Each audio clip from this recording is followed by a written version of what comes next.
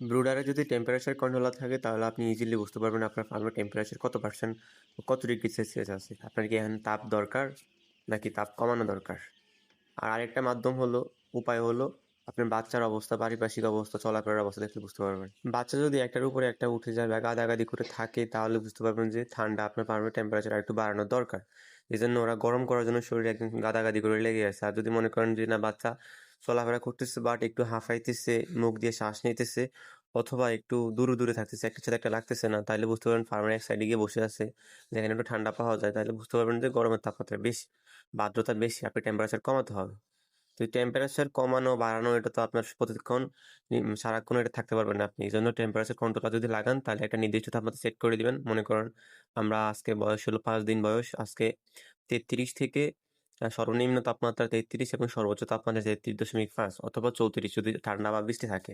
যেহেতু বৃষ্টি আছে তাই 33.5 থেকে 34-এর মধ্যেই দিছি।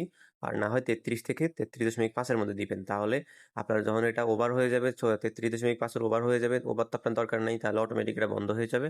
আবার যখন নিচে নেমে যাবে মানে সর্বনিম্ন চলে আসবে 33, তখন আপনার এটা অন হয়ে যাবে। এই একটা কন্ট্রোলারের মাধ্যমে সম্ভব হবে আপনার ফার্মের তাপমাত্রা নিয়ন্ত্রণ রাখতে। আর একটা কন্ট্রোলারের দাম পড়বে 180 থেকে 200 টাকার মধ্যেই। যদিও আমার থেকে 180 টাকা নিচ্ছে, তবে জায়গা ভেদে বা অবস্থান ভেদে দাম বেশি হতে পারে আর একটু কমও হতে পারে। আমাদের ফার্মের বাচ্চার বয়স আজকে 5 দিন। পিছনে কিছু মল লেগে থাকার কারণে অতিরিক্ত গরম হওয়া, মানে প্রথম দিন টেম্পারেচার কন্ট্রোলার ছিল না, প্রথম 2 দিন পরবর্তীতে না লাগানো হয়েছে, তাই এটা তখন তাপমাত্রা বুঝতে পারি নাই।